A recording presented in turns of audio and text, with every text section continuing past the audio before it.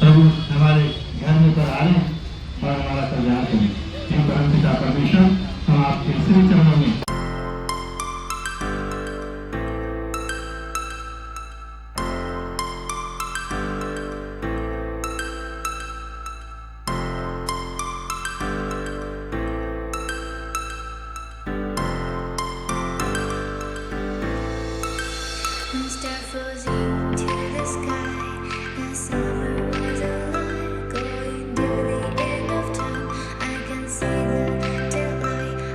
Perfect.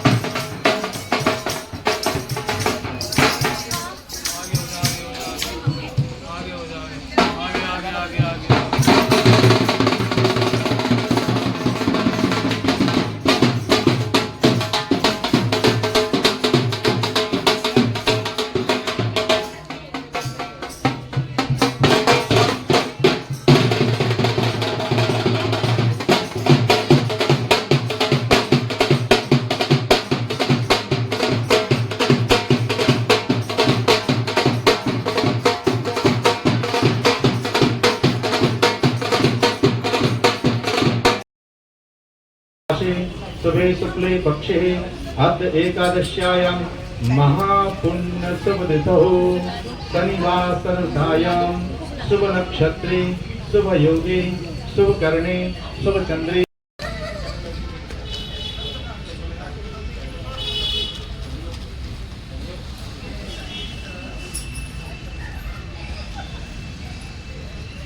कन्या के माता पिता कन्या का हाथ पीला करेंगे।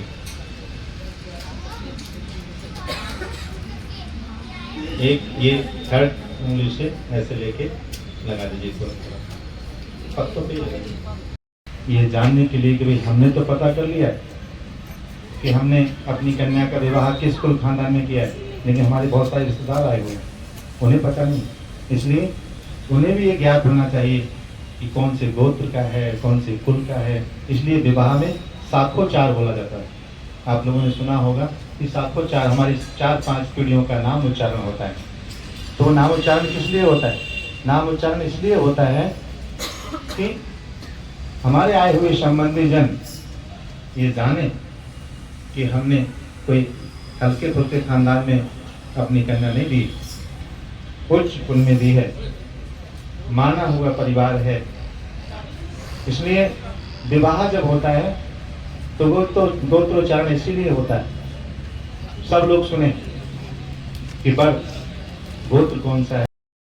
कृपा करें भगवान बर कन्या चिरंजीव हो, कृपा करें भगवान। वैसे इसमें पितरों का उच्चारण नाम का इसलिए होता है कि हम पितरों को याद करते हैं, उनसे प्रार्थना करते हैं कि आप आशीर्वाद देने पधारें। एक तो हम अपने समाज को बताते हैं, दूसरे हम अपने कन्या के माता पिता वर से प्रार्थना करते हैं। वो वर से कहते हैं कन्यादानम महादानम सर्वदानेषु दुर्लभम। कन्यादान महादान कहलाता है, सभी दानों में दुर्लभ दान कहलाता है। आपने अपने द्वारा कमाया हुआ धन है उसका दान करना है, ठीक है, लेकिन जिसे हमने पाल पोष के बड़ा किया है उसके उपरांत उसे दान करना, ये अपने हृदय पे बहुत बड़ा पत्थर रखने के बाद, अपने हृदय को संभालने के बाद तब देखिए अपनी कन्या देता है किसी को। तो कहते हैं कि मैंने अपनी कन्या को ओम माल्यादीनि सुगंधीनि मालत्यादीनि वै प्रभो मयानीकानि पुष्पाणि पूजार्थं प्रतिगृह्यताम्। पुष्पं च पुष्पमाल्यं च समर्पयामि। ओम मंगलम भगवान् विष्णु मंगलम गरुड़ध्वजः मंगलम पुंडरीकाक्षः मंगलाय तनो हरिः। बोलिए लक्ष्मी नारायण भगवान की, बोलिए साली और पर्यावरणस्य कृतंत्वादेव स्वाहा। ओम मन्मानिते वर्मणाक्षरे मिश्वमस्ताराजमते नर्वस्ताम्बा और पर्यावरणस्य कृतंत्वादेव स्वाहा। अब आप आगे बढ़िए, बाहर से आइएगा। ओम तच्चक्षुर्देवहितं पुरस्तात् सुग्रामोच्चरतः तस्मै सरदः शतं जीवेम सरदः शतं शृणुयाम सरदः शतं दीनाः स्याम सरदः शतं भूयश्च सरदः शतादः। ओम तच्चक्षुर्देवहितं पुरस्तात् सुग्रामोच्चरतः तस्मै सरदः शतं जीवेम सरदः शतं शृणुयाम सरदः शतं प्रब्रवाम सरदः शतं दीनाः स्याम सरदः शतं भूयश्च सरदः शतादः। ओम तच्चक्षुर्देवहितं पुरस्तात् सुग्रामोच्चरतः तस्मै सरदः शतं जीवेम सरदः शतं शृणुयाम सरदः शतं दीनाः स्याम सरदः शतं भूयश्च सरदः शतादः। एक दूसरे की तरफ मुंह करके वैसे खड़े हो जाइए। ओम अर्पणम स्वाहा।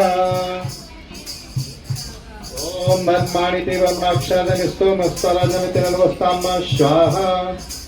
जातिर्द्रा शिवा तनूरघोरा पापकाशिनी तयान तन्वा संतमयागे संता विचाकसी स्वाहा।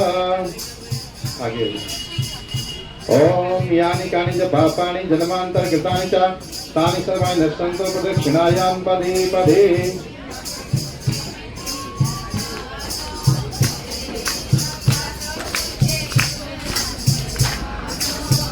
ओम तच्चक्षुर्देवहितं पुरस्तात् सुगमशरदः पश्चिमशरदः शतं देवेमशरदः शतगुंषणयामशरदः शतमदीनाः श्यामशरदः शतं भूयश्चरदः शतादः ओम तच्चक्षुर्देवहितं पुरस्तात् सुगमशरदः पश्चिमशरदः शतं देवेमशरदः शतगुंषणयामशरदः शतं प्रभ्रमामशरदः शतमदीनाः श्यामशरदः शतं भूयश्चरदः शतादः ओम जाति शिवा तनूर घोरा पापकाशिनी दयान सन्वासं तमयागे संता विचाकते ही स्वाहा ओम जानि कुंडली संता हस्ते विवकस्तवे शिवाशिनी दयान सन्वासं तमयागे संता विचाकते ही जानि कुंडली संता हस्ते विवकस्तवे स्वाहा धुआं होने लगेगा इस डालना बस बस बस आगे हाँ जी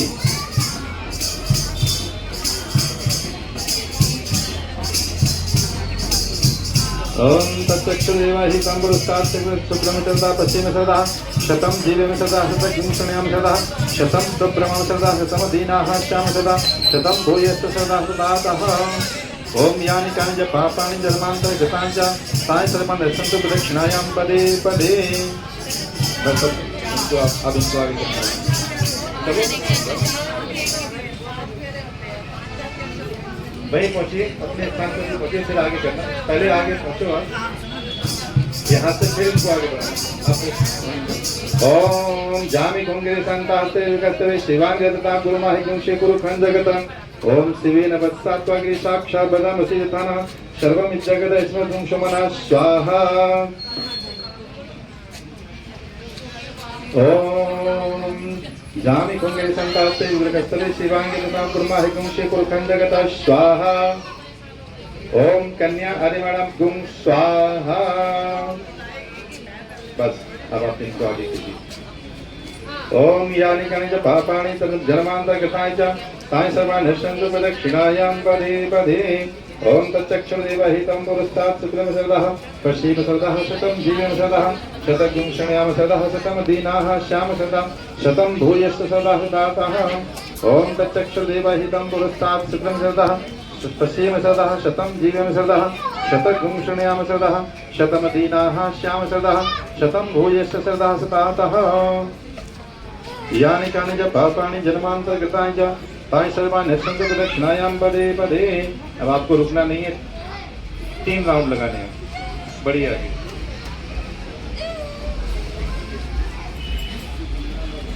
ओम तच्चक्षुर्देवहितं पुरस्तात् शुक्रमशरदः पश्चिमशरदः शतं जीवेमशरदः शतगुंषणयामशरदः शतं प्रभ्रमामशरदः शतमदीनाः श्यामशरदः शतं भूयश्चरदः शतादः यानि कानि च पापानि जन्मान्तरगतानि च तानि सर्वाणि नश्यन्तु प्रदक्षिणायां पदे पदे ओम तच्चक्षुर्देवहितं पुरस्तात् शुक्रमशरदः पश्चिमशरदः शतं जीवेमशरदः शतगुंषणयामशरदः शतमदीनाः श्यामशरदः शतं भूयश्चरदः शतादः ओम तच्चक्षुर्देवहितं पुरस्तात् शुक्रमशरदः पश्चिमशरदः शतं जीवेमशरदः शतगुंषणयामशरदः शतमदीनाः श्यामशरदः शतं भूयश्चरदः शतादः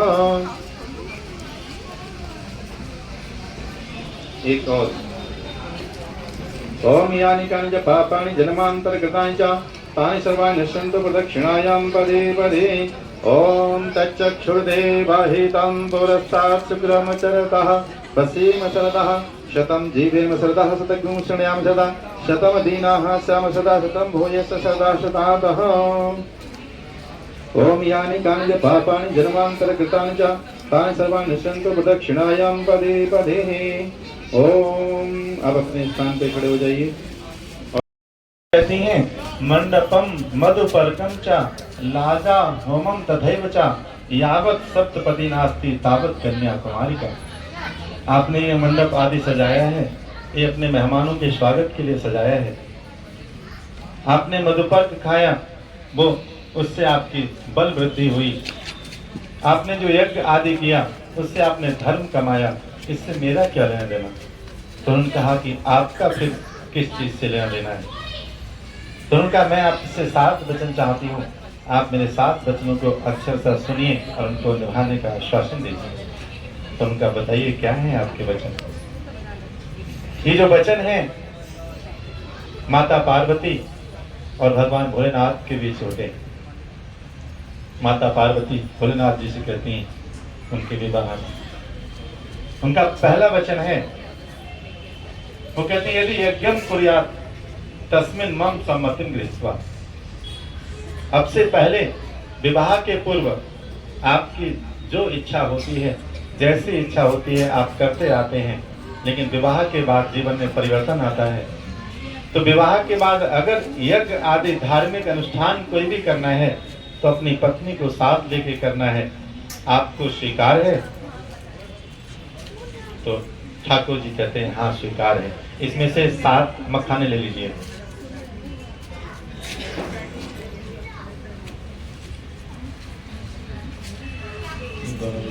एक एक स्वीकारोक्ति में एक एक मखाना रखते जाइएगा और 49 बोल।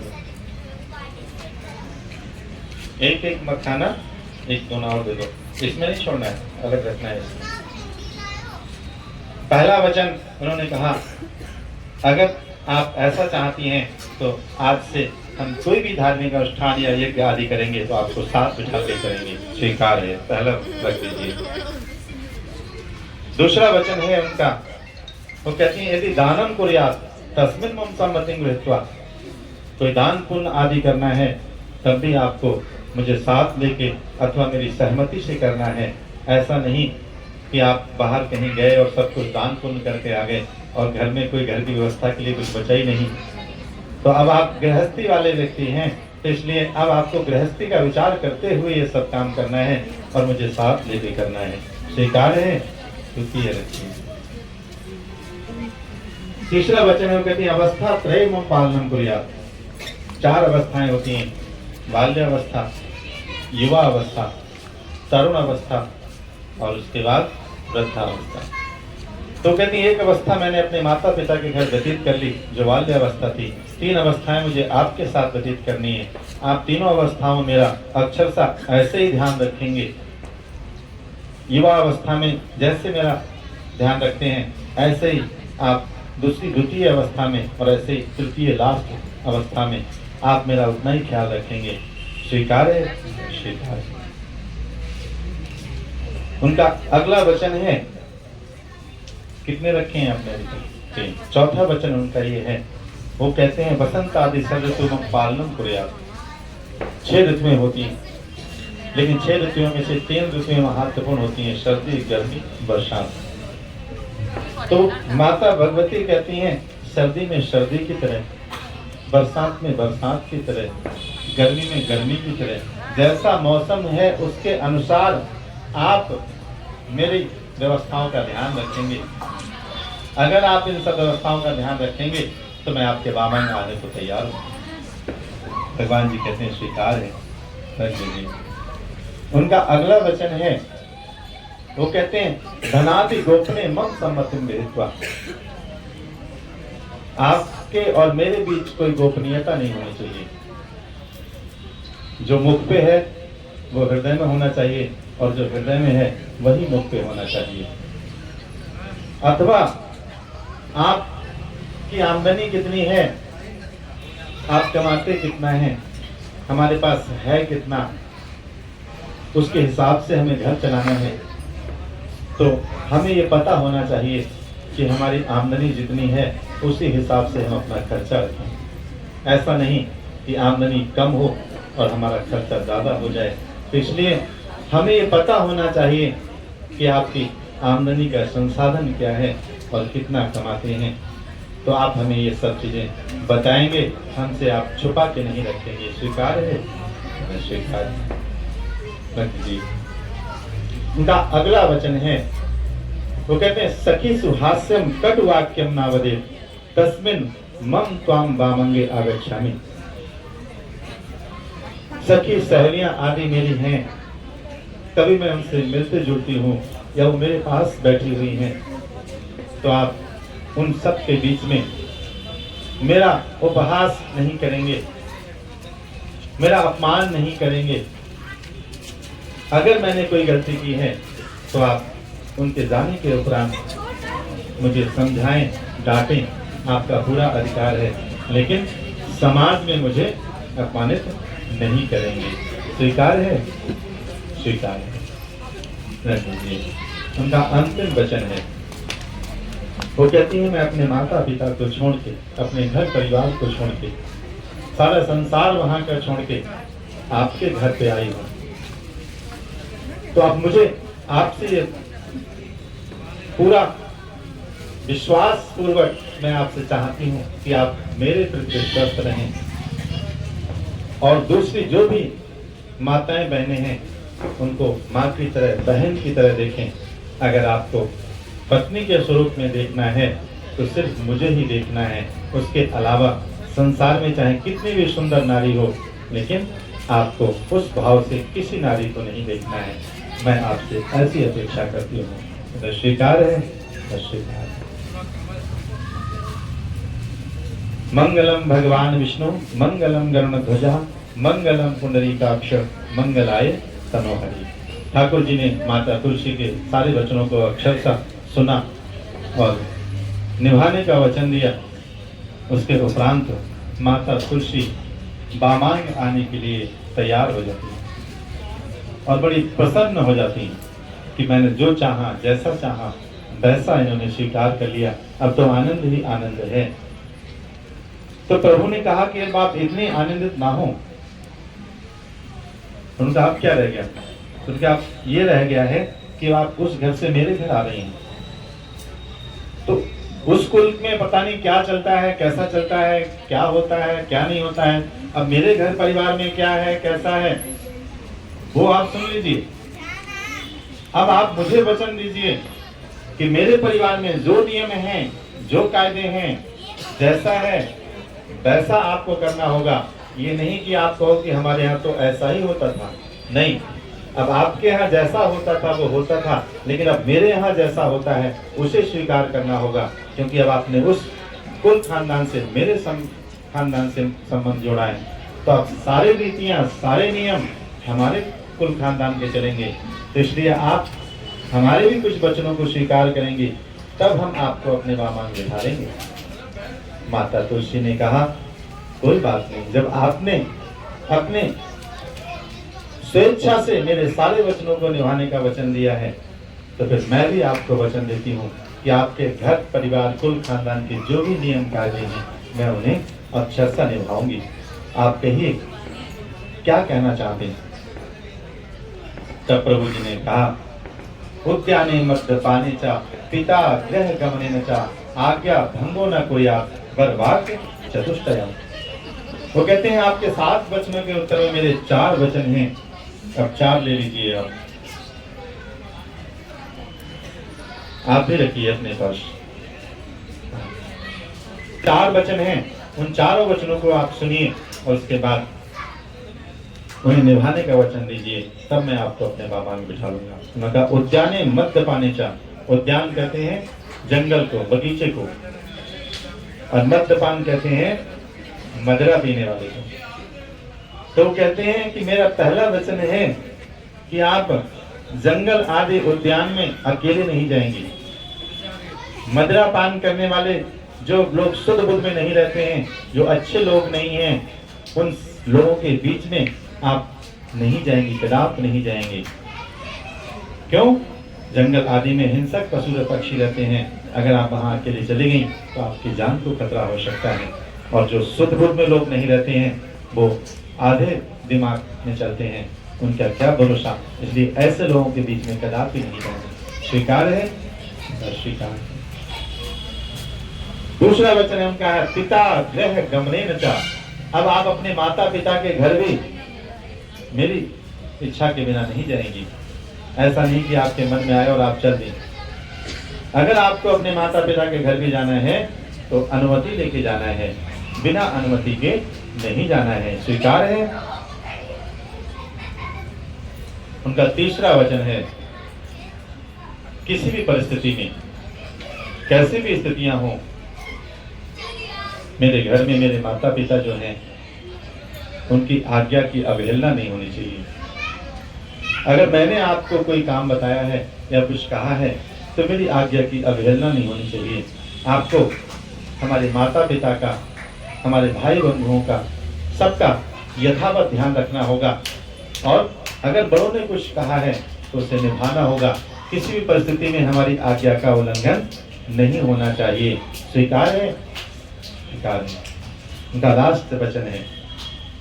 वो कहते हैं कि आप अपने माता पिता के घर जब मर्जी है सोती थी, जब मर्जी है उठती थी, जब मर्जी है खाती थी, जब मर्जी है जाती थी, जो मर्जी करती हैं। लड़कियां छोटे से पैदा होती हैं, बड़ी होती हैं, माता पिता के घर वो सो रही हैं, खा रही हैं, जा रही हैं, कोई मतलब नहीं। लेकिन बड़े होने के बाद अब आप उस घर में जा रही हैं, तो अब यहाँ तो आप लड़की थी लेकिन वहाँ आप बहू हैं। लड़की और बहू में अंतर होता है। हम सब लोग कहते हैं लड़की बहू में क्या अंतर होता है? नहीं, एक समान होती हैं, जैसे लड़की है वैसे बहू है। लेकिन नहीं, लड़की और बहू में अंतर होता है। लड़की जिस घर में पैदा होती है वहाँ छोटे से बड़ी होती है, पड़ोसी भी उसे छोटे से बड़े होते देखते हैं, तो उनका स्नेह उसके प्रति वैसा ही होता है। अगर कहीं हमारे गांव की मोहल्ले की कोई बच्ची मिलती है तो हम रुक के उसे ये कहते हैं, बेटा कैसी खड़ी हो, चलो तुम्हें अच्छा देता हूँ। लेकिन किसी की बहू खड़ी होगी तो हम नहीं रुकते। क्यों नहीं रुकते? क्योंकि पता नहीं कोई क्या कहेगा। लेकिन बेटी है, हमारे सामने पैदा हुई है, हमारे सामने खेली खाई है, बेटा क्यों यहाँ खड़ी हो, चलो हम तुमको छोड़ देते हैं। बहू अगर खड़ी होगी तो हम आके 4 लोगों से ये बताएंगे कि फलाने की बहू तो वहां खड़ी रहती है, फलाने की बहू तो ऐसी है। तो इसलिए ये बहू की मान मर्यादा उसे बहुत ध्यान रखनी होती है। बच्ची तो छोटी से बड़ी हुई है सबके सामने, उसी के चाचा हैं, कोई ताऊ हैं, कोई भाई हैं, कोई है, कोई बात नहीं। तो वो कहते हैं समाज में बहू को बहू बनने के लिए अपने कुल खानदान का ध्यान रखना होता है, उनकी मान मर्यादा का, उनकी इज्जत का ध्यान रखना होता है। इसलिए आप हमारे घर में हमारे बड़े बुजुर्ग जो भी हैं उनको बड़ों को बड़ों की तरह, छोटों को छोटों की तरह आप ध्यान रखें। स्वीकार है? हो गए? चलो ताली हो जाओ। बोलिए लक्ष्मी नारायण भगवान की जय। देखिए माता तुलसी ने भी सारे वचनों को श्रवण करके स्वीकारोक्ति दी। अब इनका पाटा फेर कर दीजिए।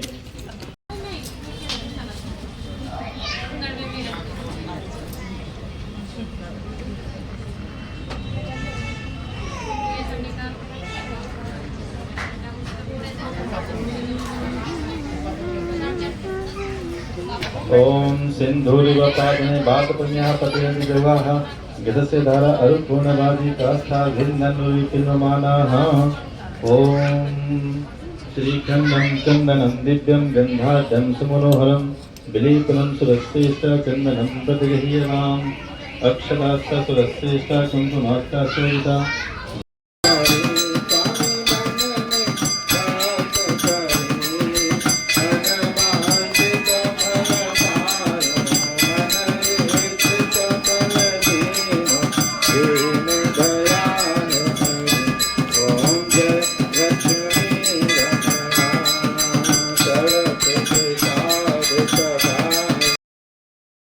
आज बहुत ही